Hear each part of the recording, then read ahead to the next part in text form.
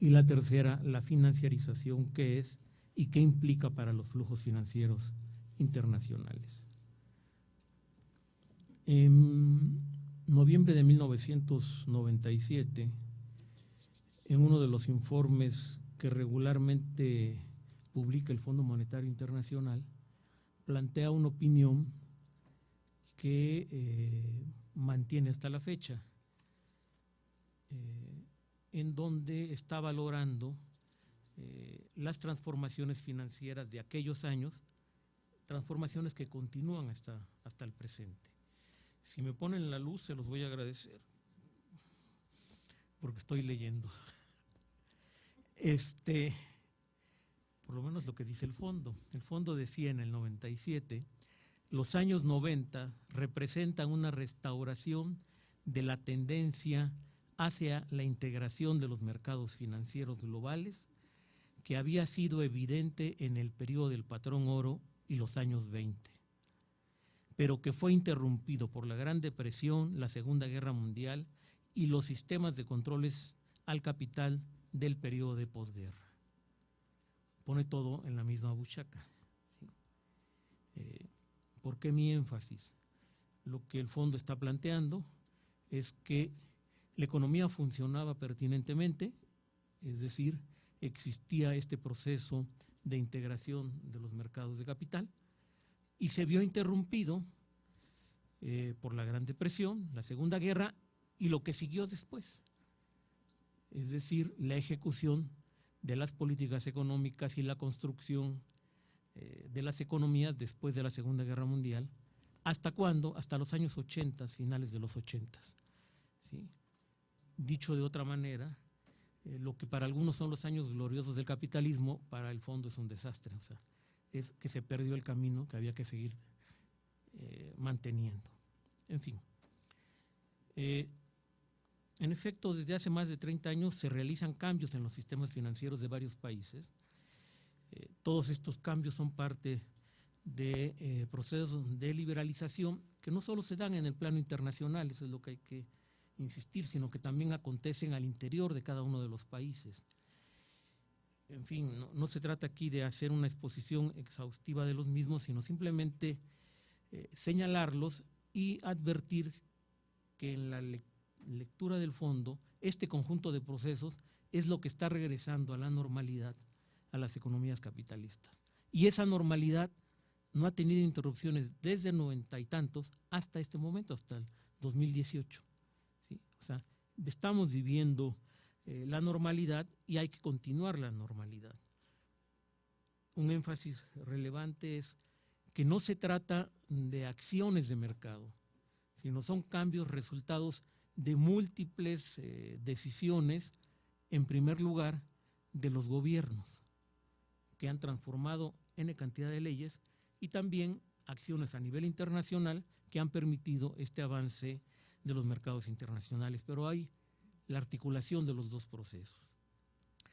En su más reciente informe anual, el Banco Internacional de Pagos, digamos, entra al quite y se permite distraer al toro para presentar un pequeño matiz a la opinión del fondo. Dice en este informe el Banco de Pagos Internacionales, apertura financiera y real en el plano internacional no pueden desligarse. Hacen parte de la globalización que, como la innovación tecnológica, forman parte integral del desarrollo. Otra vez estamos ante tendencias naturales. ¿Sí? La innovación tecnológica es una tendencia de funcionamiento de las economías de mercado, como parte de una tendencia más. La apertura financiera y la real la van acompañando. La apertura financiera y la real le dan contenido a la globalización en la visión del Banco Internacional de Pagos y todo eso permite el desarrollo. ¿Sí? El BIS considera que la gradual integración tiene una larga historia con retrocesos. ¿Sí? Hay para él, aquí vienen los matices, sí hay un avance después de la Segunda Guerra Mundial. ¿sí? El proceso gradual de integración más estrecha que ha experimentado la economía mundial desde la Segunda Guerra Mundial y que dio un paso de gigante tras la Guerra Fría. Otra vez nos situamos en los 90, ¿sí? De los 90 para acá, sin duda tiene precedentes. En la segunda mitad del siglo XIX tuvo lugar un primer episodio de globalización que se enraizó durante el periodo del patrón oro y sufrió un duro golpe con la Primera Guerra Mundial para desvanecerse finalmente con la Gran Depresión. Concuerda pues con la lectura del fondo en esta parte. La época del patrón oro es la época en que los mercados funcionaban normalmente, había procesos de integración, esto se desvanece, se destruye con la Gran Depresión, ¿sí? Para el fondo lo que sigue después es un desastre, ¿sí? Para el BIS viene el matiz, dice, históricamente ha habido periodos como el de la era de Bretton Woods en los que los poderes públicos persiguieron una mayor integración comercial al mismo tiempo que limitaban deliberadamente la integración financiera. O sea, la no integración financiera posterior a la Segunda Guerra Mundial es una intromisión de los poderes públicos en el proceso, con el fin de conservar más autonomía en el ámbito de sus políticas. Sin embargo, con el tiempo, estos regímenes resultaron insostenibles y la integración financiera ganó fuerza y está con nosotros, ¿sí? Y nos acompaña para el bien de la humanidad. Hay que decir que esto de para el bien de la humanidad y los avances en el bienestar no es una conclusión mía, sino está en el propio informe del Banco Internacional de Pagos, ¿sí? Quien lo quiera leer, es exhaustiva la cantidad de párrafos que habla de este bienestar y de cómo hay una mejora en las condiciones de vida medias de la población en el curso de los últimos 20 años. Sí. Bueno, pero vayamos a la materia. ¿Qué es esto de los flujos financieros internacionales? ¿De qué están hablando? Y para referirnos a la misma fuente del Banco de Pagos, el banco dice que si vamos a hablar de flujos internacionales, lo que tendríamos que es prestar atención a la suma de activos y pasivos financieros que hay en el exterior, o sea, el total de activos y pasivos que se están moviendo en el exterior. Dice que, por ejemplo, en 1960, estos activos y pasivos eran del orden de, si me vas diciendo cuando me falten 5 minutos, por favor, o algo así, porque si no, no voy a llegar a ningún lado. ¿Sí? Eran del orden del 36% del PIB en 1960. ¿Sí? En 2015 equivalen a 400% del PIB. ¿Sí? La rápida expansión de la apertura financiera sucede en los 90. O sea, es el periodo de quiebre también aquí. Y para que tengan una idea, a mediados de los 90 las economías desarrolladas tenían pasivos y activos en el exterior del orden de 135% del PIB. Actualmente tienen 570% del PIB, las desarrolladas. ¿Sí? Mientras que las economías de mercados emergentes tenían 100% del PIB y actualmente tienen 180% del PIB. O sea, la diferencia hay que poner en la mesa y es significativa. ¿Sí? O sea, la internacionalización y los flujos financieros es una acción de un reducido grupo de economías desarrolladas, que en primer lugar tienen relaciones entre ellas mismas, pero que han cruzado estas relaciones con el conjunto de la economía mundial y han hecho de ese proceso un modo de operar. ¿Sí? Hay una cosa que es importante, porque además plantea un problema de medición. Estoy hablando de operaciones transfronterizas, que es lo que se está considerando aquí para efectos de medir esa internacionalización. Pero, y esto lo demostró con suficiencia la quiebra de Lehman Brothers, a la hora que quebró, acompañaban la quiebra ciento y tantas sociedades financieras más de muy diversa índole que estaban asentadas en muchos países y que tenían una gran cantidad de operaciones que eran, por así llamarlas, locales, ¿sí? Pero que estaban integradas a la red. ¿Sí? De suerte tal que si intentamos una medición precisa, la suma de transfronterizas no permite terminar de comprender el alcance de esta internacionalización, ¿sí?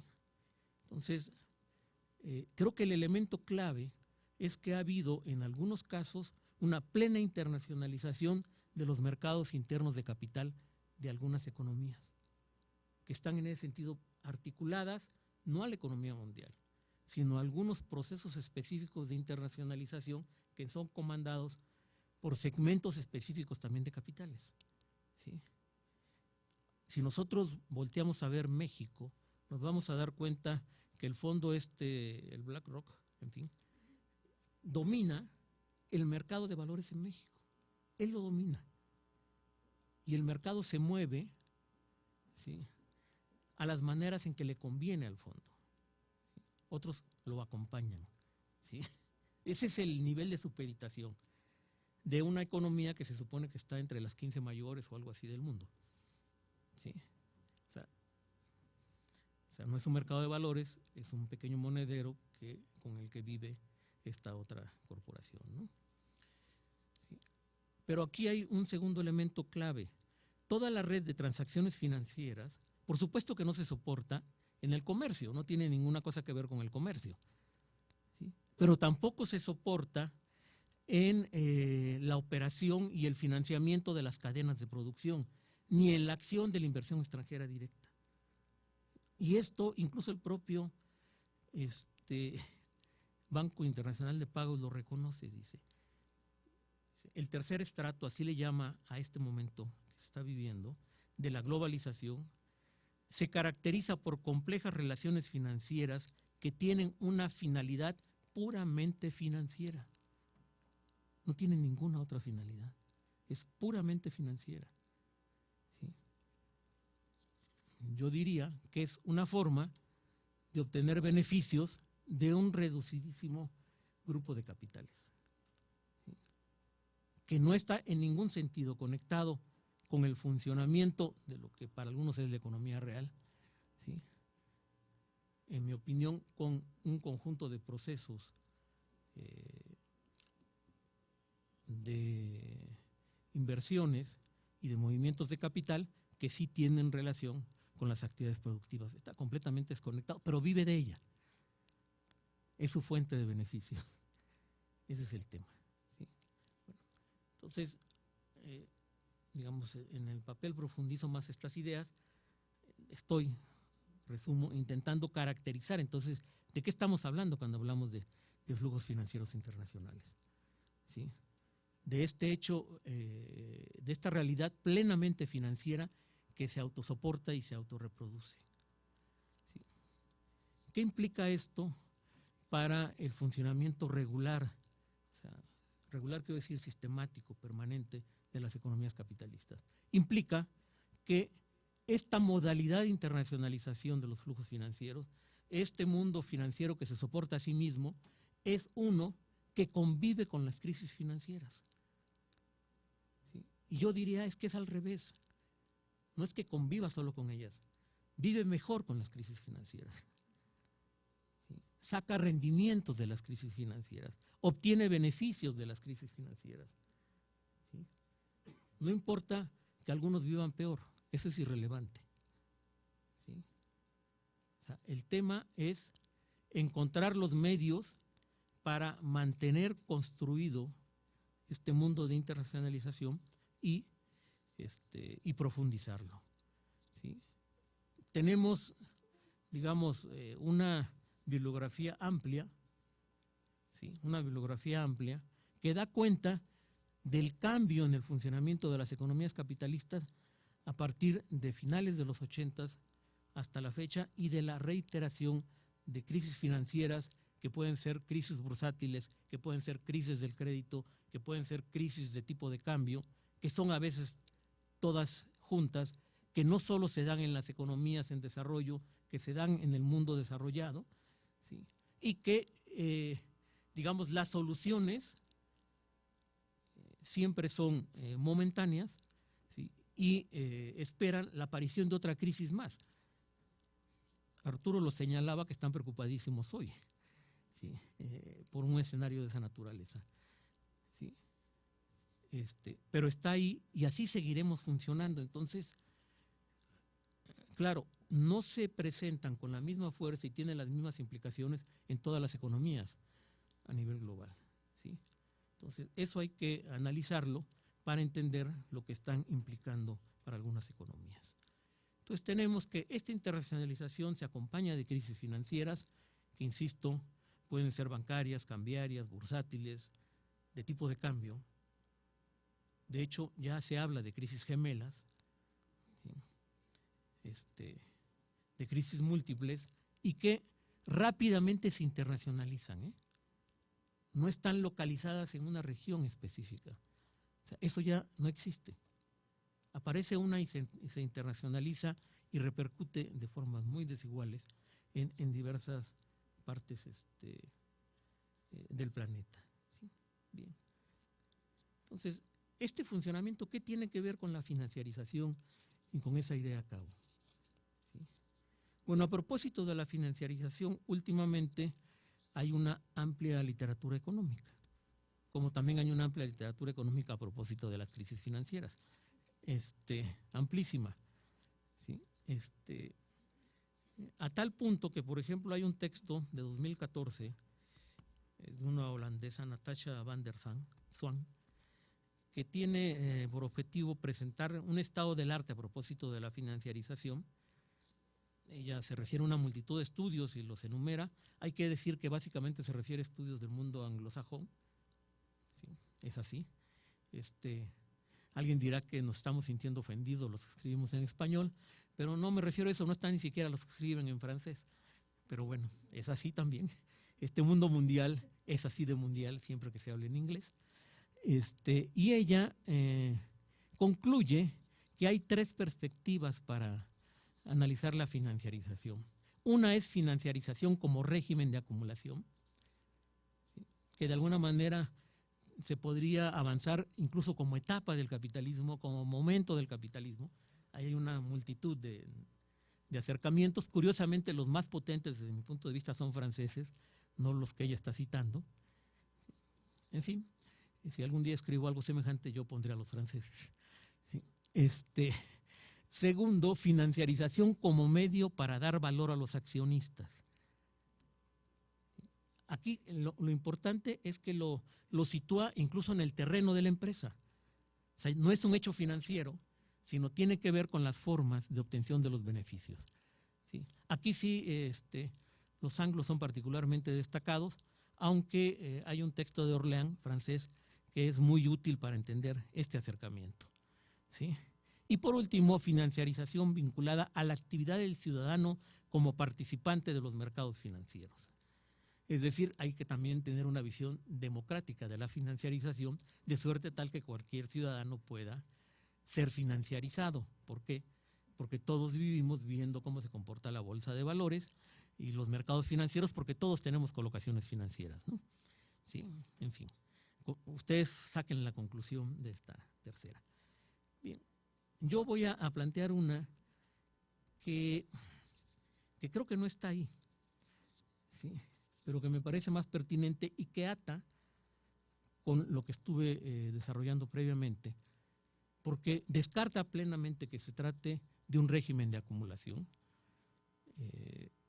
Digamos, si algo no tiene este proceso, es estabilidad, y estabilidad con crecimiento sostenido. Entonces, me resulta complicado tener un concepto de régimen de acumulación sin esos elementos. Pero más allá de ese hecho, lo que me interesa es comenzar a decir, bueno, ¿cómo apareció esto de la financiarización? Y es la primera vez que aparece en el capitalismo. Si contesto que no es la primera vez que aparece, pues entonces va a resultar que no es una etapa, ¿sí? Bueno, pues como tengo que concluir, voy a lanzar nada más 2 balazos para usar lenguaje de periodista, o sea, lo que acompaña al encabezado, ¿sí? En los años del patrón oro, en los años de la integración que hace su elogio el fondo, hubo financiarización, ¿sí? Hay estudios que la documentan, Y esa financiarización está atrás de todos los procesos que llevaron a la Gran Depresión. ¿Sí? Entonces, está documentado. Primer asunto, o sea, que ya hubo en el pasado. ¿Cómo aparece ahora? ¿Sí?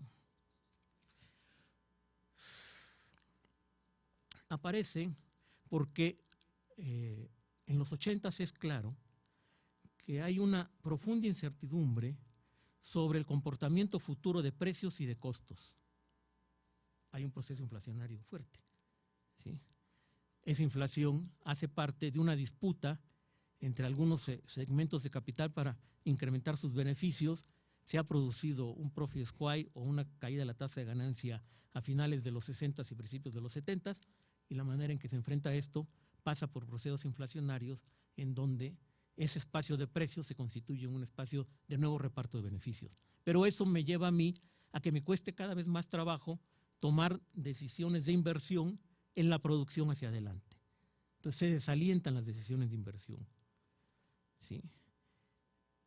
Eso llega un momento en que aparece con una conjunción en Estados Unidos de un déficit presupuestal masivo, resultado particular del gasto militar, con una política monetaria restrictiva que conduce a la estabilización de tasas de interés más elevadas que en otros países, contribuyendo a atraer recursos financieros, generando presiones deflacionistas sobre las empresas. Estados Unidos comienza a jalar capital de todos lados.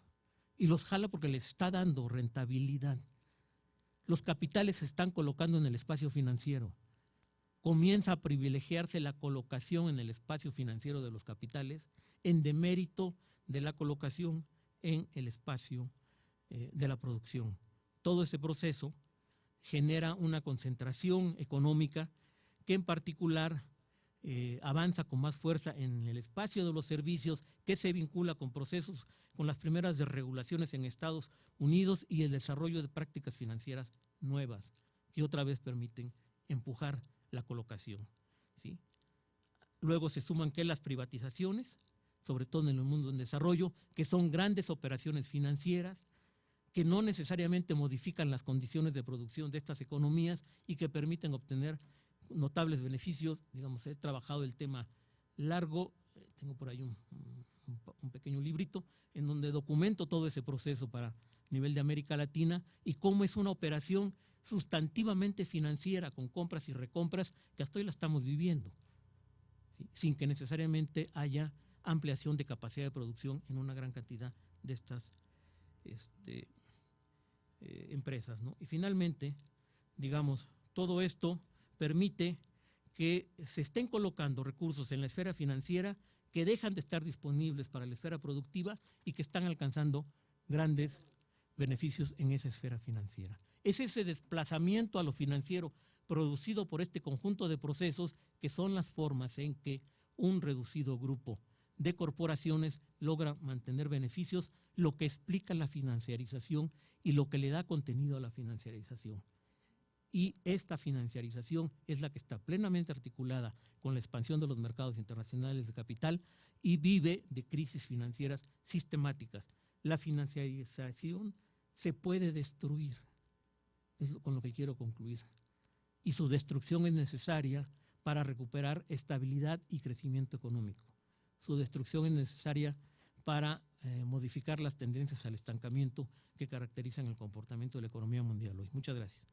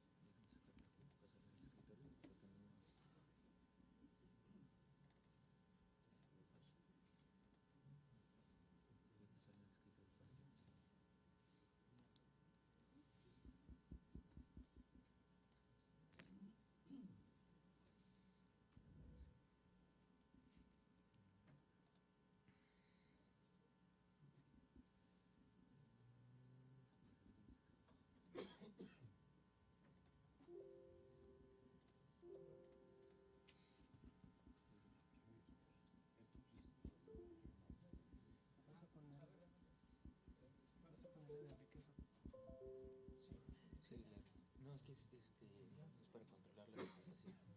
Es un control nada más. Ya está cargado. Sí.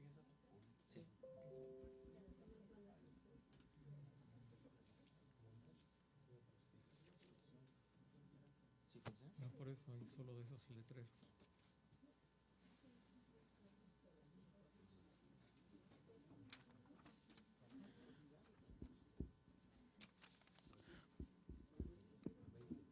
Adelante. Ok.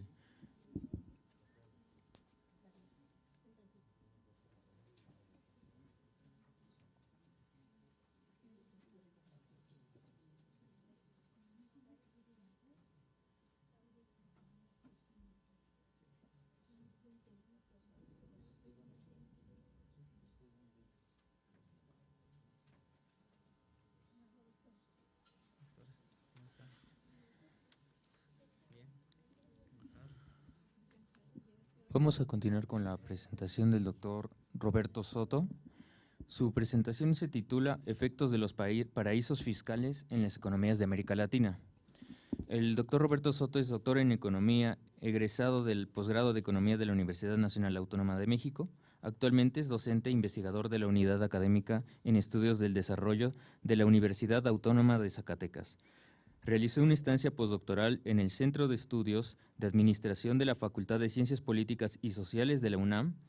Es miembro de la Red Iberoamericana de Estudios del Desarrollo y del Sistema Nacional de Investigadores Nivel 1. Su línea de investigación general es la economía financiera. Sí, gracias y gracias nuevamente por la invitación no, está bien aquí. En este seminario número 18, después de tantos años todavía nos vemos. Bien, y no nos peleamos exactamente. Quiero hablar sobre los paraísos fiscales porque se puso de moda, solo por eso. Sí, porque me interesa el tema y aparte se puso de moda. Pero para entender eso de los paraísos fiscales, hablemos sobre las transformaciones en los sistemas financieros rápidamente y quiénes son los actores financieros dentro de este momentum de los paraísos fiscales. Aquí vamos a hablar nuevamente sobre los mercados de derivados, el boom que están teniendo nuevamente después del 2007, de la crisis en su prime. Los elementos claves y los costos que han tenido o tienen estos paraísos fiscales, aunque voy a hacer un poco de trampa. Voy a presentar un poco de datos duros que presenta la prensa y algunas otras fuentes en las que pude obtener la información, y la parte teórica, esa la voy a dejar en un segundo momento cuando se entregue el documento, porque tengo que revisar también algunos documentos del BIS que están sacando sobre esta parte, y bueno, ya eso más adelante lo haré. Bueno, y como ya sabemos, la evolución del sistema financiero, pues de tener un sistema Bretton Woods al rompimiento el sistema Bretton Woods, ya sabemos, tiene que ver con aspectos de regulación, flujos de capital estable, tipos de cambio estable y tasas de interés estable, dentro de lo que cabe la palabra estable.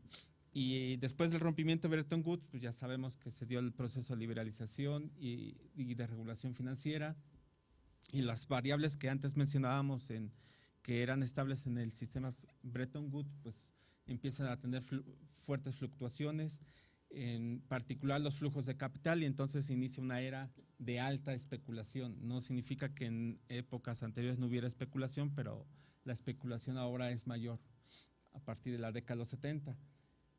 Hay actores financieros muy importantes después de Bretton Woods, el rompimiento de Bretton Woods, y ellos se basan en el impulso a la innovación financiera. Esto es fundamental, innovación e ingeniería financiera. En esta semana se dio la exposición de las criptomonedas. Las criptomonedas tienen que ver con esto, con la innovación financiera y con la ingeniería financiera. Y aquí hay un actor muy importante, que son los mercados derivados. Estamos hablando de los mercados futuros, que es un mercado organizado, y los demás son mercados OTC, mercados no regulados. Revisando los datos de los mercados de futuros hoy en día, hasta el diciembre de 2017, manejan un monto en valor nocional de 86 billones de dólares. Revisando los datos de los mercados OTC, el valor que manejan son de 546 billones. Haciendo la suma, son aproximadamente 630 billones de dólares que manejan los mercados derivados. Esto es importante porque en el 2007 este valor representaba algo así, 2008 representaba algo así como 530 billones de dólares, es decir, del 2007 a la fecha, en 10 años se incrementó el valor de los contratos en 100 billones de dólares, tomando en cuenta que aproximadamente el Producto Interno Bruto Mundial es de 70 y tantos billones de dólares. Entonces, en 10 años solamente ese mercado creció 100 billones de dólares. Si queremos saber por dónde se van los flujos de capital. Entonces, por ahí algunos autores mencionan que estos mercados derivados son realmente las armas financieras de destrucción masiva porque pueden desestabilizar cualquier economía sin importar la característica que tengan. Entonces, ¿qué elementos significativos tiene este mercado de derivados? Pues la innovación y la ingeniería financiera. Esto es muy importante entenderlo porque es difícil de regular. Entonces, los mercados derivados funcionan básicamente porque la regulación no es que sea escasa, sino que se autorregulan. O sea, los mismos bancos son los que fijan las reglas del juego. Los fondos de inversión, como ya lo mencionó ahorita el doctor Vidal, por ejemplo, BlackRock, son los que están dentro del proceso de regulación dentro de este mundo financiero. Entonces, estos nuevos actores, estos nuevos mercados y nuevos actores, algunos no tan nuevos, realizan este tipo de operaciones. Operaciones offshore, es decir, operaciones en los paraísos fiscales y operaciones fuera de balance. Entonces, este tipo de, cuando quise asociar los paraísos fiscales con los mercados derivados, dije, bueno, pues lo que pasa es que los mercados de derivados normalmente funcionan en paraísos fiscales y tienen un objetivo básico: quitar de sus balances originales ingresos, pérdidas o ganancias, dependiendo de lo que les convenga, y trasladarlas en otro lado, en empresas fantasmas, o como se dice dentro del mundo financiero, en empresas para fines específicos, para no llamarle empresas fantasmas. ¿Cuáles son los motivos? Pues básicamente son dos, o al menos son los que yo he encontrado. Uno, aspectos impositivos. Otra es lavado de dinero.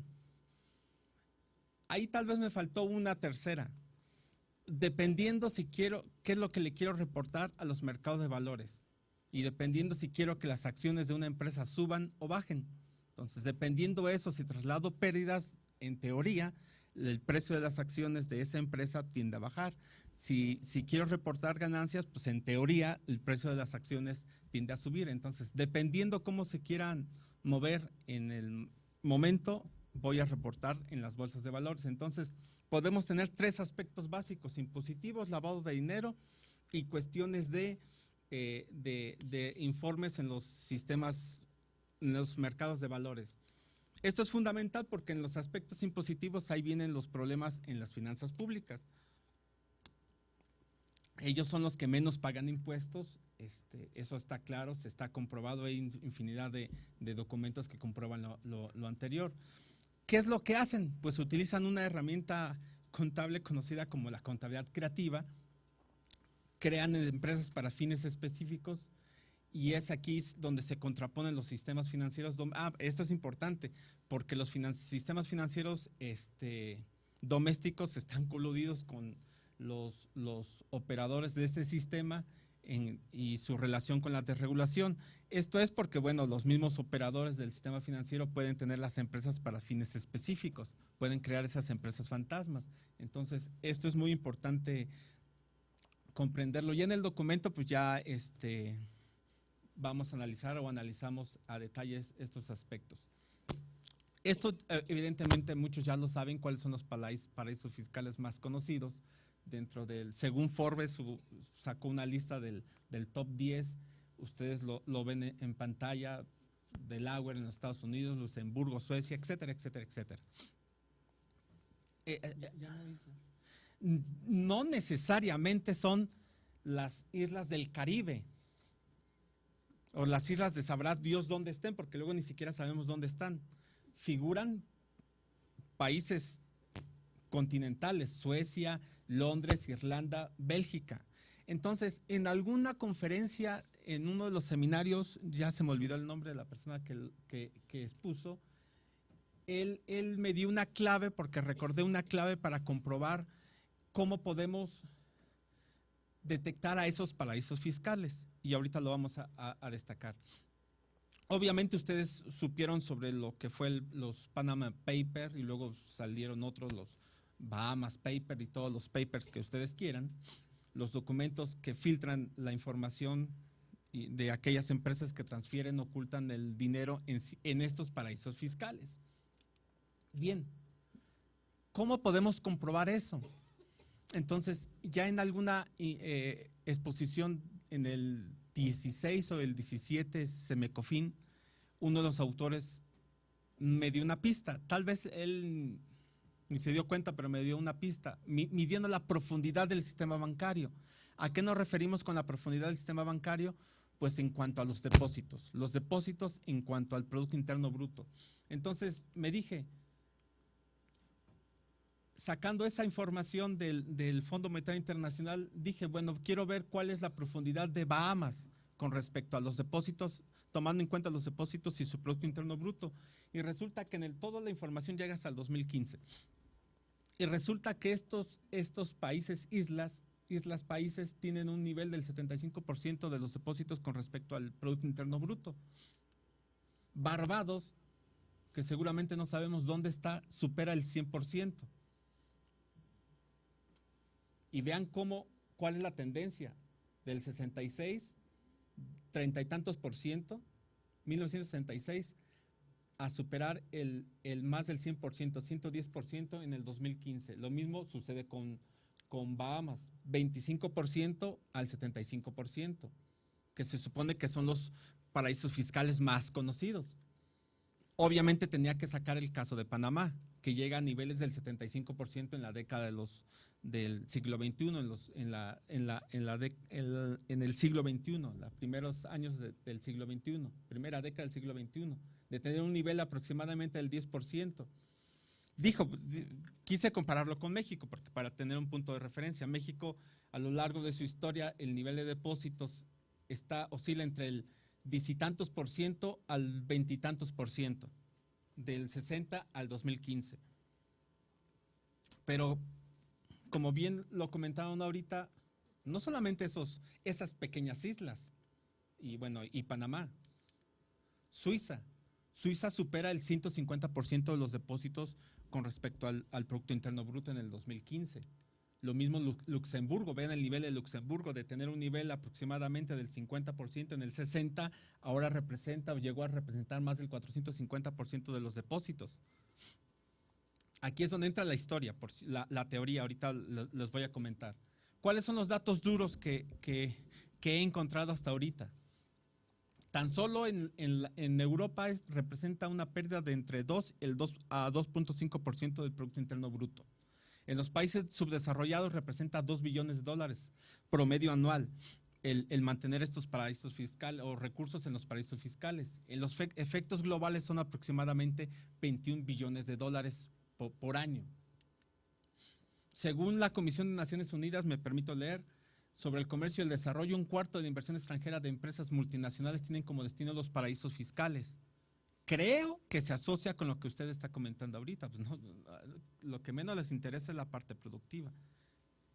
9 de cada 10 empresas de las 200 más importantes del mundo tiene presencia en al menos un paraíso fiscal. Entre 2001 y 2014 la inversión empresarial de estos lugares se cuadriplicó.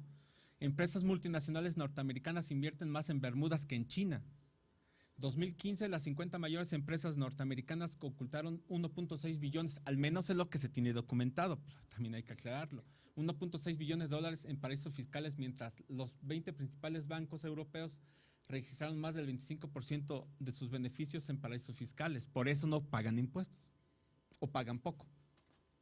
A mí me interesó esta parte del caso mexicano porque en algún momento en el 2007, 2006, 2007 lo comentábamos cuando estábamos estudiando el doctorado, porque Pemex estaba negociando con productos derivados y nos tanteaban de locos al decir eso. ¿Cómo es posible eso? Pues sí, ahora resulta que sabemos que los depósitos mexicanos en paraíso fiscal representan algo así como 417,000 millones de dólares. Compare eso porque si no tenemos un punto de comparación, pues no entendemos la magnitud. Las reservas oscilan entre alrededor de 170,000 millones de dólares. Es decir, representan más de 2 veces las reservas, el monto de las reservas en México. Aquí ya sé, me falta compararlo con el nivel de lo que se cobra en aspectos impositivos. Bueno, eso es lo que sé que debo de hacerlo y más adelante lo haré y se presentará en el documento. HSBC de Suiza abrió cuentas tenía cuentas de 1949 mexicanos, algo así como 2,200 millones de dólares. Pemex, y eso es fácil de saberlo porque se informaba en los estados financieros. Recuerdo muy bien cuando revisamos esos documentos. En los estados financieros de Pemex destacan eso. Tienen negocios en Suiza, Islas Caimán, Irlanda, Delaware, todos paraísos fiscales. Entonces, si queremos saber dónde están las ganancias de Pemex, revisemos esas cuentas que tiene la empresa o lo que quedó de esa empresa en estos paraísos fiscales. ¿Privadas? Ya voy a acabar. ¿Cuáles son las conclusiones que destaco? Sigo con la misma idea. Mayor regulación, mayor especulación. Mayor desregulación, mayor especulación. Mayor innovación financiera, mayor impacto negativo en las finanzas públicas. Y ojo con las criptomonedas, porque yo creo que por ahí van también. Estos datos que les di de los mercados de derivados fue antes de que nosotros conociéramos que se abrió el mercado de futuros de criptomonedas. Entonces, los 630 billones de dólares que se negocian, billones de dólares que se negocian en los mercados derivados es antes del negocio de las criptomonedas, de que se creara el mercado de futuros de criptomonedas. Supongo yo que en el informe del BIS, no sé si del primer trimestre del 2018 vaya a aparecer ahí, no lo sé, pero me esperaré hasta diciembre del 2018, el último informe, y seguramente ahí van a aparecer. Las empresas financieras y no financieras aquí, así como gobiernos, esto es interesante, utilizan esos paraísos fiscales para diversos fines, manipular sus estados financieros, lo que les permite beneficiarse en el pago de impuestos y en el mercado accionario, o bien para ocultar ingresos públicos. Lo anterior tiene efectos en las economías nacionales. Aquí es interesante, es la parte que donde, insisto y soy sincero, hice trampa, porque todavía no lo estudio a profundidad, pero lo debo de estudiar. Queda claro que los depósitos son mayores a los créditos, entonces aquí viene un problema cuando los depósitos son mayores a los créditos. Existe un riesgo de mercado, ya se hablaron de los muchos riesgos, pues aquí existe un riesgo, el riesgo de mercado, donde tiene un impacto en la tasa de interés. Entonces esta parte teórica es la que me falta profundizar más. Por lo que leí de uno de los informes de los papers del BIS, esto trae complicaciones principalmente para las economías latinoamericanas, porque muchas de las economías latinoamericanas en conjunto tienen esta posición, tienen mayores depósitos que los créditos que están destinando a la economía.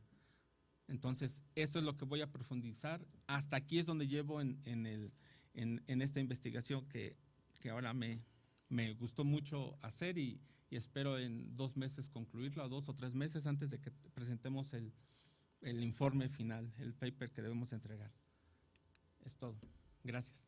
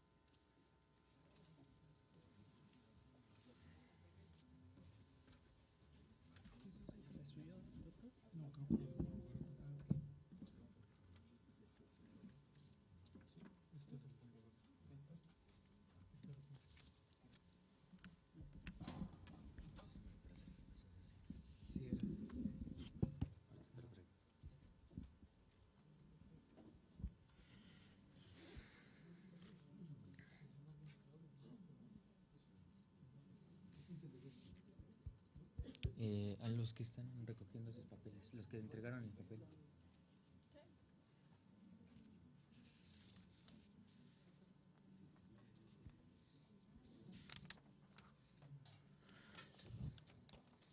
Continuemos con la presentación del doctor Enrique Mendoza. Su presentación se titula Gasto público y desigualdad en la India.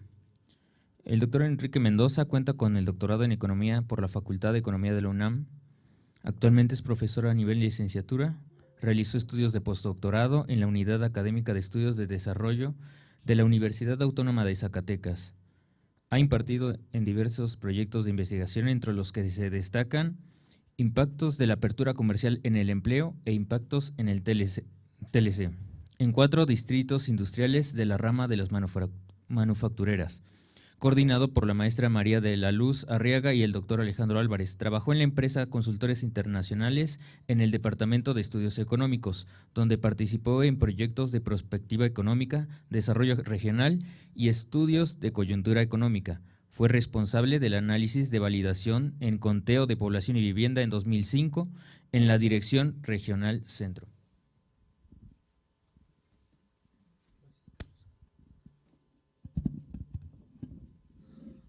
Buenas tardes, agradezco mucho la invitación de las coordinadoras para presentarme aquí en este seminario.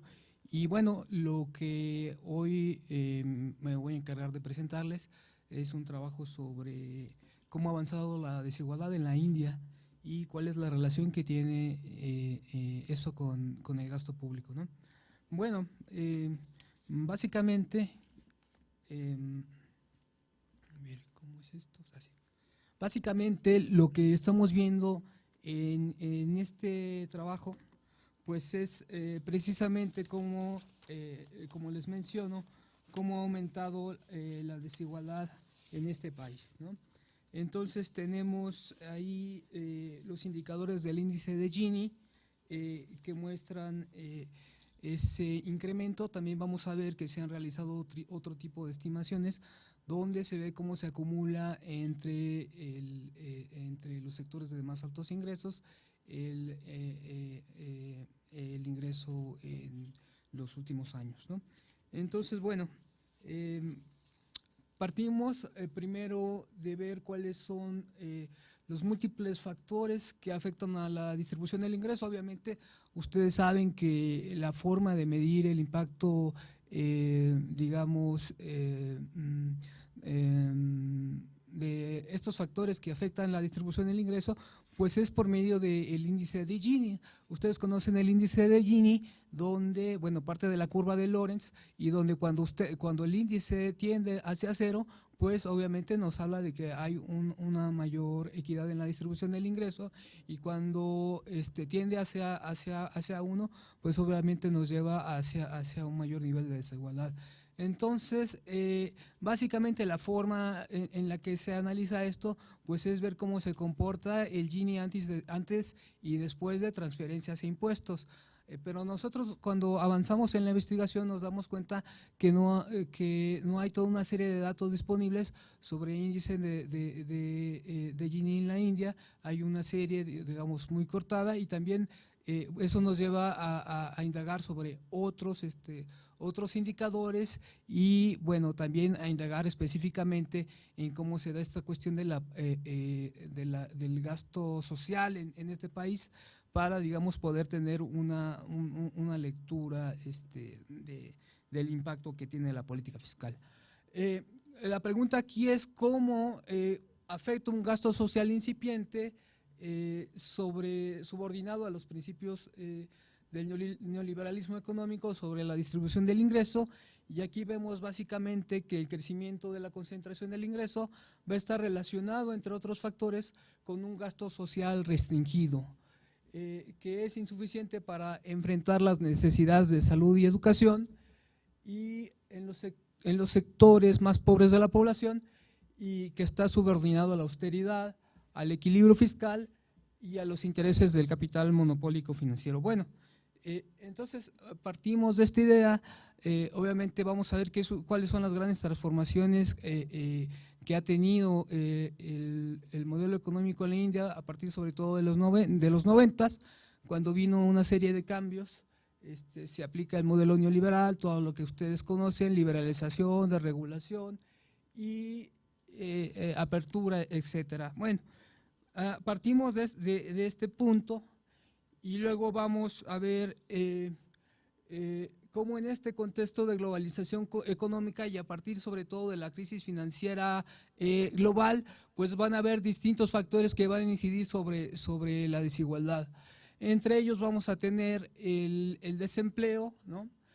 Los precios, el crecimiento de los precios de los alimentos y combustibles, la contracción generalizada del gasto público por la aplicación de la austeridad. Austeridad está entendida, digamos, como la disminución de los costos de reproducción de la sociedad civil, este concepto que tiene Pargués, donde nos dice que es la forma de hacer competitivo a esos individuos en los mercados globales, ¿no? Digo, partimos de esa definición de austeridad para, digamos, tener en claro que es una austeridad, digamos, que legitima la desarticulación del estado de bienestar. No es una austeridad, digamos, que nos lleve a la eficiencia en el gasto. Bueno, el principal factor que incide sobre la desigualdad, como les comentaba al principio, pues son las transferencias y sobre todo lo que se destina hacia educación y hacia salud. Y bueno, entonces aquí básicamente lo que vemos después es que hay otro factor también importante que tiene que ver con los sistemas fiscales regresivos con los que nos hemos encontrado desde las últimas 3 décadas y también, sobre todo en el caso de la India, digamos, una economía con una baja presión fiscal, como son muchas economías de Asia. La relación entre impuestos y PIB en la India pues es del 17%, y por ejemplo hay economías como la de Singapur, que es el 11%, y bueno, hay otras como Indonesia que están en el 13.5% del PIB de esa relación. Entonces, lo que vemos es que hay una baja presión fiscal en esas economías de Asia. Y bueno, esto va a incidir, la presión fiscal, como decía en India, perdón, es de 11%, pues el dato. Y en las economías avanzadas, pues vamos a ver que esos impuestos y transferencias lo que hacen es reducir la desigualdad aproximadamente en una tercera parte. Si nosotros nos metemos a los informes de Banco Mundial sobre el análisis que hace la desigualdad y el impacto que tiene la política fiscal en la misma, pues vamos a ver que eso sucede con los países avanzados. Bueno, entonces también vamos a ver los efectos que puede tener esta desigualdad económica, tanto en generar un crecimiento más lento, digamos, como en el sentido de generar conflictos políticos y conflictos sociales, ¿no? Entonces tenemos que tener en cuenta ese impacto de la desigualdad. Y bueno, ahora sí. Entonces, básicamente, les comentaba, tenemos, esta va a ser la estructura del trabajo, ¿sí? Donde vamos a ver primero cómo está la relación entre gasto público y financiarización para entender qué está pasando aquí en la India.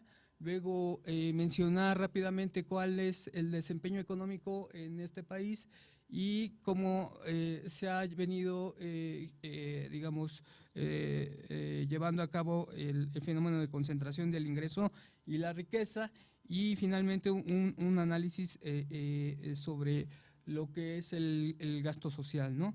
Bueno, les comentaba entonces que hay una baja presión fiscal en este país, y bueno, y que en las economías de Asia pues generalmente es también baja la presión fiscal, siendo el 11% como les indiqué, y siendo que hay países como Francia y Alemania donde los niveles de presión fiscal pues son de 40.2% y 47.4%.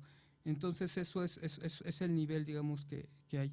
Entonces vamos a ver también este factor de cómo se digamos, en un segundo paso en esta investigación se está indagando en cómo se ha ido transformando el sistema tributario y cómo han caído las tasas marginales desde los años 90 para acá, ¿no? Para finalizar esta lámina, pues entonces vemos cómo el ingreso del impuesto sobre la renta equivale al 2% del PIB en la India, y en China este ISR sobre PIB pues es solamente del 1%. Bueno, empezamos con esta parte de gasto público y financiarización, que es básicamente ver que hay ciertos, digamos, formas que se expresa la misma en el comportamiento del gasto. Es decir, podemos ver, por ejemplo, que en la India hay, digamos, una restricción del gasto público, lo vamos a ver un poquito más adelante. También hay una alta participación de los intereses en el gasto total, que llega a ser igual al 24% del gasto, o sea, es muy alto, y tiene una deuda pública que es 50% del PIB. Y también hay este proceso de, digamos, titulización de activos por medio de las asociaciones público-privadas, digamos, como una forma también de cómo se empieza a asentar este impacto de la financiarización en la forma en que se comporta el gasto público en este país. También vamos a ver cómo hay digamos, un acuerdo para mantener el equilibrio fiscal desde el 2003 y cómo se avanza, digamos, en ese sentido de los principios de austeridad, equilibrio fiscal, ¿no? Y bueno, entonces, ¿qué podemos decir del gasto público y la financiarización? Tenemos, como les decía, esta serie, digamos, de impactos, y vamos a ver que durante la financiarización el gasto público va a quedar restringido por los principios de equilibrio y austeridad presupuestaria, y esta última, la austeridad presupuestaria, como les decía, entendida en el sentido de Pargues, digamos, como ya les había mencionado, ¿no? Como los recortes masivos en el gasto para ajustar a las sociedades civiles a las leyes de competencia en el mercado. Esa austeridad es lo que está permitiendo la desvalorización de la fuerza de trabajo, desmantelando el estado de bienestar y posibilitando la apropiación de activos públicos por medio de asociaciones con el capital privado. Entonces, lo que vamos a ver también es cómo se transforma el gasto público en la parte de la distribución del ingreso. ¿Cuál es el papel de este gasto público que está sujeto a la austeridad, que se focaliza y que tiene que responder a las exigencias de estas finanzas públicas sanas, entre comillas? Entonces, continuamos. Lo que todos sabemos, ¿no?, es cómo ha estado la dinámica de crecimiento en India y en China, Estados Unidos y en la India. Y entonces lo que tenemos aquí son, digamos, aquí yo básicamente he hecho una periodización por décadas, y lo que vemos es, por ejemplo, que en la década del 2000 al 2000, de los años 2000, tenemos un crecimiento de 10.4% en China, mientras que en la India es de 6.9% en promedio, y mientras que en los Estados Unidos es de 1.8%. Esta dinámica se conserva posteriormente entre 2010 y 2016, donde tenemos un crecimiento de China en promedio de 8.1%, de Estados Unidos de 2.1% y de la India de 7.3%. Entonces, ¿a qué nos lleva a ver este dinamismo de la economía india, ¿no? Este dinamismo de la economía india, y estar viendo también qué está sucediendo con en el PIB per cápita en la siguiente lámina, y pues vemos también las tendencias similares.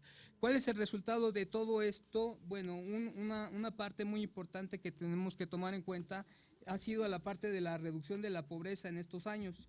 Y la parte de la reducción de la pobreza, podemos ver que en los últimos 30 años, mientras que en 1980 perdón, el 60% de la población vivía con menos de 1.25 dólares diarios.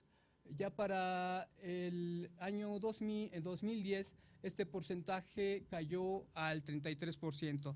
Entonces, bueno, lo que tenemos son estos datos sobre el comportamiento y el dinamismo de la economía india, y lo que les mencionaba, pues no contamos con el indicador de Gini.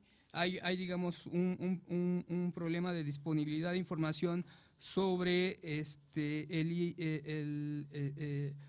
impuesto sobre la renta en la India, y eso nos lleva, digamos, a ver las estimaciones que se han hecho sobre la concentración del ingreso.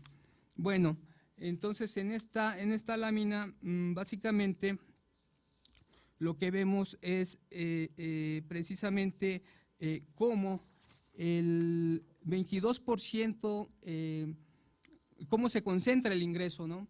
Vemos que el 1% superior de los que ganan dinero están obteniendo el 22% del ingreso total en la India. Esto con datos de un estudio de Piketty y Chancel, ¿no?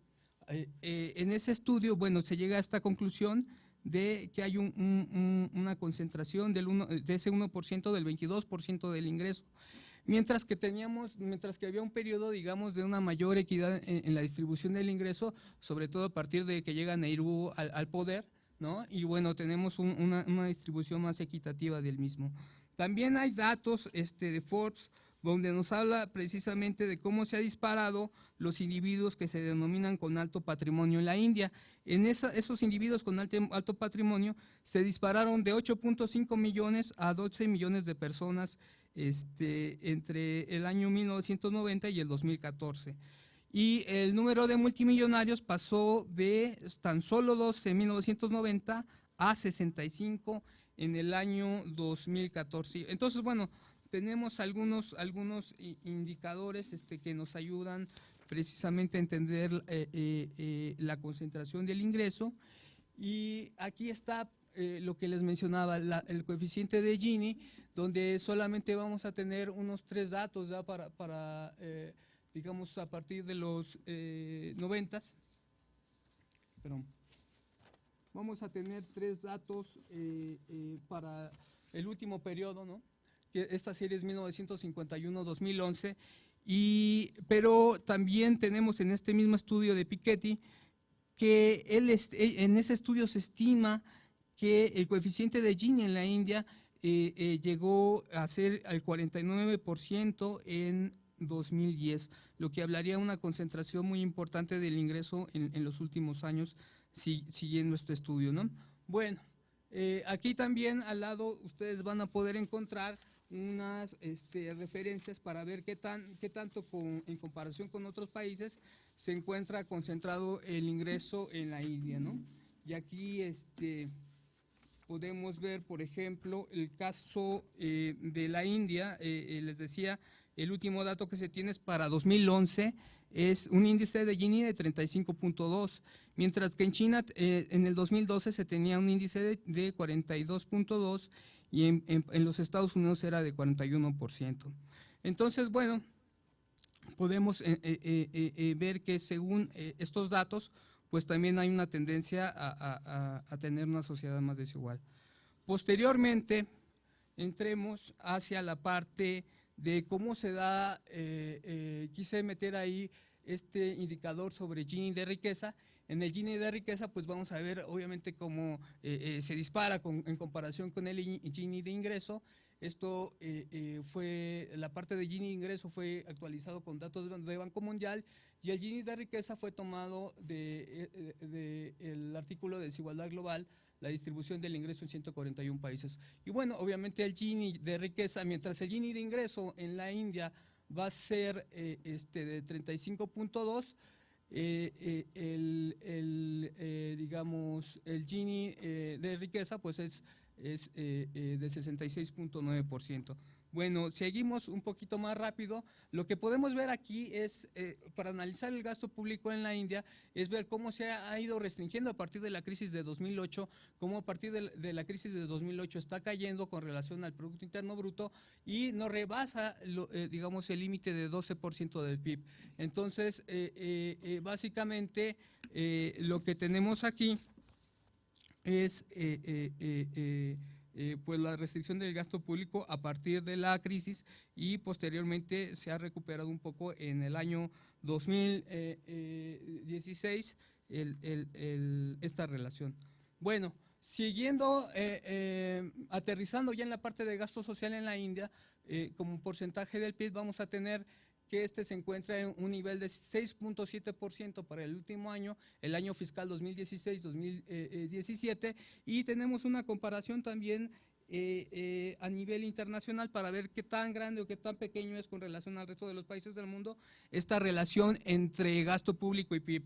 Por ejemplo, digamos, en México viene siendo el 7.4%, mientras que en los Estados Unidos viene siendo aproximadamente el 18% y en Francia el 31%, 31.5%. Entonces, bueno, tenemos estos datos simplemente para ponderar qué tan grande es esta participación. Posteriormente tenemos la composición del gasto social entre el año 2010-11 y el año fiscal 2015-2016. Van a ustedes ver que esta participación es principalmente del gasto en educación y el gasto en salud, ¿no? Que son digamos, los dos que se llevan casi más de la mitad del ingreso. Bueno, ¿qué más? Posteriormente tenemos ahí otros indicadores que nos van a hablar de la relación entre gasto de salud y gasto de educación sobre el Producto Interno Bruto. Para India el gasto de salud en el sector público apenas representa entre el 1.2 y el 1.4% del PIB, mientras que en países, digamos, como Canadá, China, tenemos que ese gasto público viene siendo entre 2.9 y 3.1%, y finalmente tenemos lo que sucede en otros países como México, ¿no? Donde esta relación entre gasto de salud es de 3.2 y 3.3% del PIB. Bueno, son comparaciones para darnos cuenta de cómo ponderar ese gasto social que se desarrolla en la India. Posteriormente tenemos la proporción de la población por encima de la edad legal de pensión que recibe pensión de vejez. Estos datos solamente son hasta el 2012, 2008, 2012, y vemos que la cuarta parte, solamente la cuarta parte de la población india, digamos, recibe pensión de vejez. Digamos, ese es un problema muy grave y también está muy cerca de los niveles de México, que por ahí también tiene ese problema muy fuerte. Finalmente, aquí es el gasto de bolsillo como porcentaje del total en gasto de salud, o sea, qué tanto las familias tienen que disponer de sus ingresos para poder enfrentar, digamos, a los problemas de salud, y en la India, digamos, es de los niveles más altos, llega siendo aproximadamente más del 60%, digamos, como porcentaje del gasto total en salud, que es gasto de bolsillo, y entonces ahí en el año de 2015 se ha promulgado precisamente digamos, un programa para poder darles a los indios un programa de salud universal. Y también ha habido unos cambios a los sistemas de pensiones, donde también se están transitando hacia cuentas individualizadas y transitando hacia, digamos, cuentas donde el 50% de los recursos los va a poner el Estado, ¿no? Finalmente, para terminar, lo que vemos aquí es cómo en la India obviamente se está, digamos, restringida por la cuestión fiscal. Lo que les mencionaba al principio, el Parlamento aprobó en 2013 lo que es la Ley de Responsabilidad Fiscal y Administración del Presupuesto, y bajo esta ley lo que se hace es que se institucionaliza la disciplina fiscal, la reducción del déficit fiscal, y se anula la capacidad de financiamiento del Banco Central Indio como medida de política económica, ¿no? Entonces, ¿esto qué va a permitir? Pues básicamente ha permitido que se reduzca lo que es el déficit primario, ¿no? El primario haya pasado, digamos, a tener un menor nivel. Lo que vemos, por ejemplo, es que entre el año fiscal 2003-2004 y el 2015-2016, el déficit primario va a ser de 2%, o sea, ingresos menos gastos públicos descontados los intereses, y el déficit bruto es de 7.1% del PIB. Entonces hay que imaginarse la diferencia entre el déficit fiscal bruto y el primario, pues tiene que ver con el costo financiero de la deuda pública.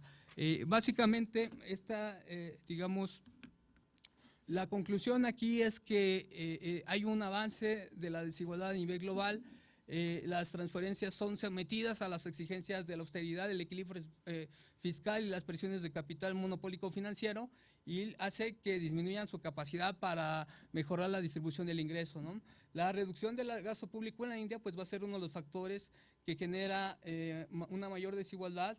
Los gastos en salud y educación son insuficientes para atender a la población de menores ingresos. Aquí hay que seguir metiéndose en esta investigación y aterrizar, digamos, en algunos programas para tratar de comprender cómo se da esto. Y bueno, vemos que la mayor desigualdad registrada también se ve afectada por un sistema fiscal regresivo y con baja presión fiscal. No existen datos para saber el impacto de las transferencias, como ya vimos, pero los datos disponibles sobre concentración del ingreso son suficientes para constatar que el dinamismo económico ha estado asociado a una mayor concentración del ingreso y cómo se transforma bajo la financiarización del papel del gasto público en la distribución del ingreso. Ahora tenemos un gasto restringido, focalizado y que se articula bajo la provisión privada de los servicios públicos, ¿no? Oxfam, por ejemplo, propone para luchar en contra de la pobreza y la desigualdad el aumento de la financiación pública en servicios de salud y educación, y UNICEF propone un suelo universal de protección social para sostener los ingresos adecuados y servicios para todos, que financie también la inversión en capital de los pobres. Entonces es una investigación donde se va a aterrizar ya hacia las particularidades del gasto social, hacia las particularidades del gasto en educación y en salud, y también que va a tener tratar de dar una mayor profundidad en la parte del sistema tributario indio, ¿no? Es esto lo que les traje el día de hoy y les agradezco su atención.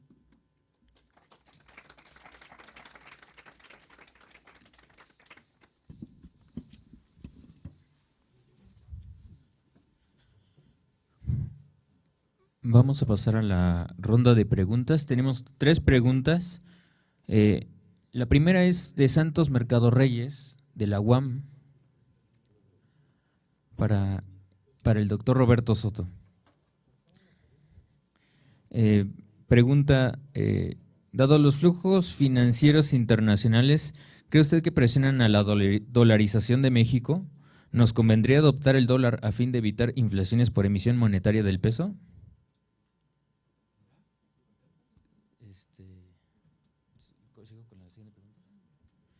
La siguiente pregunta es de Emiliano, del Instituto de Investigaciones Económicas. Le pregunta al doctor Gregorio Vidal, ¿cuáles son los principales rasgos que caracterizan y distinguen al anterior proceso de financiarización, dado que el actual no lo concibe como régimen de acumulación? Y la última pregunta es la hace Illich del Instituto de Investigaciones Económicas para el doctor Vidal, y dice, ¿qué dimensión teórica plantea para caracterizar la financiarización? Y también pregunta sobre esta segunda etapa de financiarización.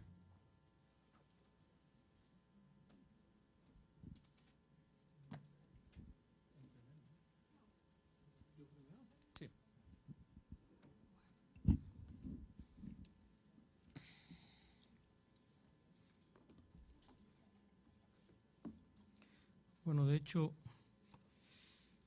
las 2 preguntas se refieren a lo mismo.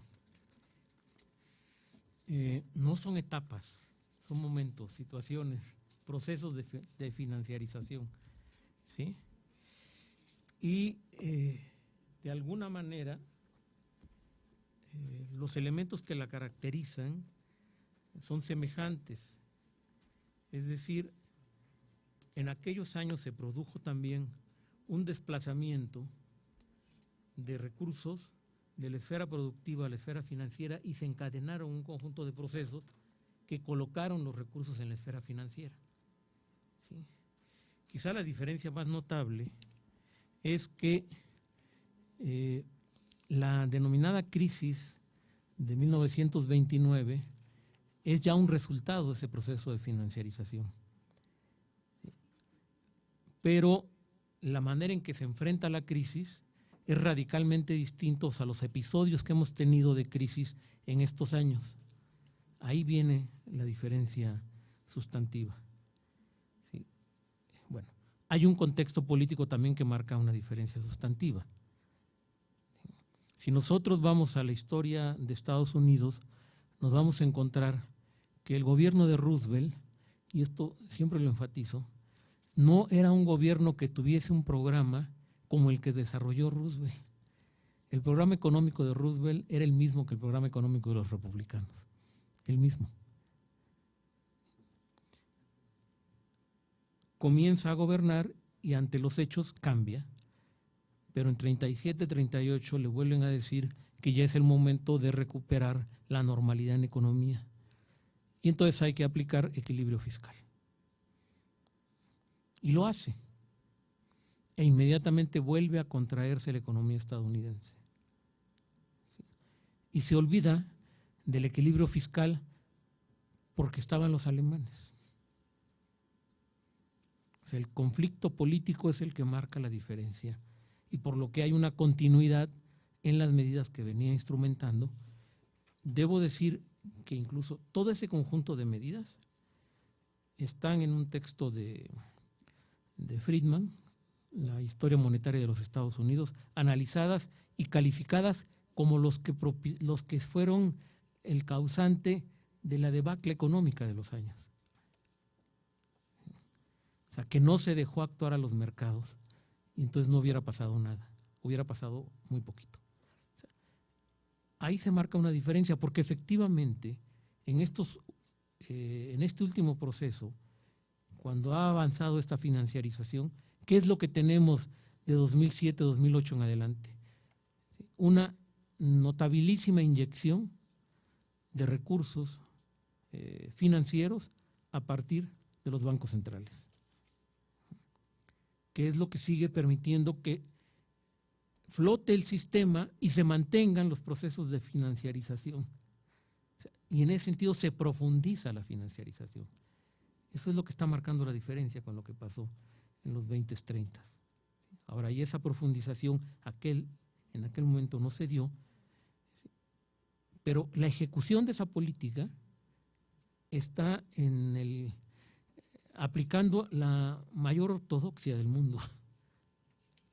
¿Sí? O sea, no es heterodoxa, es ortodoxa. ¿Sí? Es la forma de rescatar a los actores financieros y de mantener todo el montaje financiero y de profundizar el montaje financiero. Ahí están pues las diferencias. Los procesos, por supuesto, cuando digo que son semejantes, no pretendo decir que son iguales. Entiéndase, o sea, los mercados de nuestros días tienen una velocidad y un conjunto de elementos que les permiten funcionar que no existían en los 20s, 30s. No quiero decir que el telégrafo es lo mismo que los movimientos por internet. No me parece poder simplificar así las cosas. O sea, todo eso ha cambiado radicalmente. Pero que en aquel momento se produjo ese desplazamiento hacia el espacio financiero, también sucedió como ahora se produce bajo otras modalidades. ¿Sí? En el último, y con esto acabo, en el último informe del BIS, se pregunta qué ha pasado con la banca, porque el tema es si ya está suficientemente sólida para dejarla a su libertad plena y que entonces se restablezca la normalidad. Dice que hay elementos complejos difíciles, pero dos cositas. A la hora en que dice, vamos a evaluar la banca, ¿y cómo la vamos a evaluar? Entonces hace índices de beneficios y ambos índices de beneficios están construidos con base en la idea que la banca es un intermediario y no otra cosa.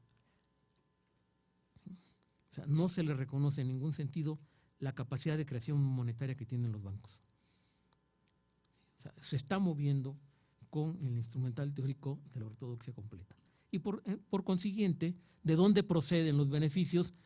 De la intermediación resultado de los intereses, más el cobro de comisiones, y así establece. Y todas las posiciones activas de la banca están ignoradas, ¿sí? No obstante, eso llega a que hay una cierta incertidumbre y todavía no es el momento de dejarla. O sea, el gran rescate ha sido hacia los bancos. Ese ha sido el resultado finalmente de 2007-2008. Los bancos como cabeza del espacio financiero. Y concluyo con esto. Imagínense cuántos bancos se está considerando para valorar el funcionamiento del sistema bancario mundial. O sea, de todos en el mundo, considera 72 bancos, nada más. No existen más. Del mundo en desarrollo solo son 17. Del mundo desarrollado son 55. Por supuesto, 10 son de Estados Unidos. De Francia son 4, de Japón son 5, de Alemania son 4. No hay ninguno de México. No dice por qué. Yo me construí mi propia respuesta y con esto acabo. ¿Sí? ¿Por qué? Porque no hay ningún banco de México que sea significativo a nivel mundial. Porque si alguien me dice que Bancomer es significativo, pues es BBVA, que ya está en España. Ahí sí está metido. Si me dicen que Citi y Banamex es significativo, está en Estados Unidos, que ya está metido.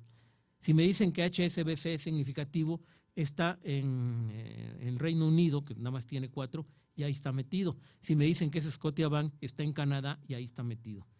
¿Sí? Los brasileños sí tienen 3, porque Itaú, Bradesco y Banco do Brasil, la matriz está en Brasil. ¿Sí? Nada más para que veamos las diferencias, ¿no? Ya sé que eso no me preguntaron, pero no aguanté la tentación. Gracias.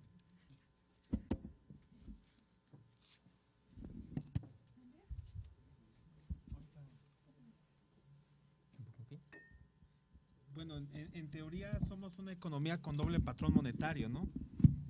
Se maneja una economía, una moneda fuerte para las grandes transacciones, dólar, para las grandes transacciones económicas, y se paga en pesos. Por eso somos una economía con doble patrón monetario, una moneda débil y una moneda fuerte. Entonces tendríamos que hablar más bien de soberanía monetaria, un banco central autónomo, soberano. Entonces eso de pensar en dolarización, o sea, desde el punto de vista heterodoxo, no es lo más adecuado. Desde el punto de vista ortodoxo, bueno, ya hay ejemplos, ¿no? El Salvador, Ecuador, Argentina o viven procesos de dolarización. Entonces hay que analizar los resultados que han tenido estas economías para poder tomar una opinión. Pero en teoría somos economía con doble patrón monetario. Y si debemos de tener México convertirse en paraíso fiscal, bueno, no. O sea, no, debemos hacer lo que el doctor Enrique decía en su momento, o sea, tener recursos públicos para cuestiones de salud, vivienda, educación, no para cuestiones especulativas, que es lo que nosotros mostramos en la exposición. El doctor Guillén en la conferencia magistral también hablaba de que vivimos un proceso de especulación financiera, y esto está predominando hoy en día, llamándose ese proceso financiarización, dejando la parte productiva. Más bien deberíamos enfocarnos en la parte productiva, pero bueno, estamos hablando de otro modelo de política económica diferente al que está vigente hoy en día. Y ya porque hace hambre, ¿no? Muchas gracias por acompañarnos. Les recuerdo que reanudaremos actividades a partir de las 4 en esta misma sala. Gracias.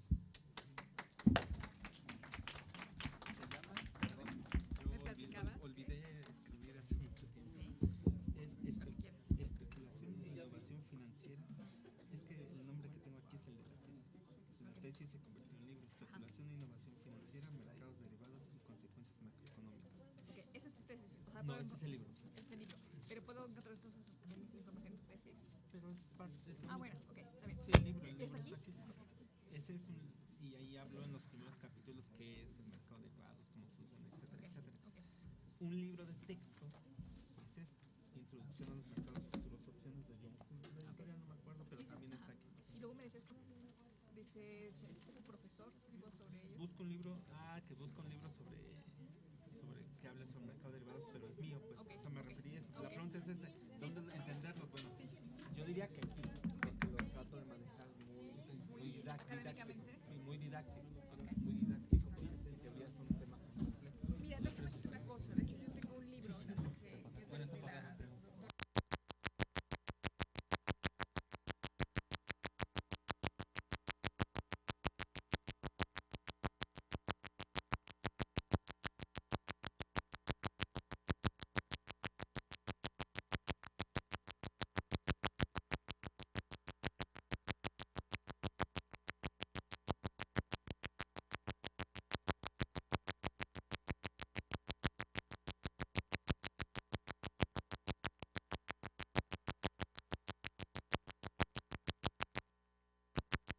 $40, $50. Ahí está. Gracias, Carlos.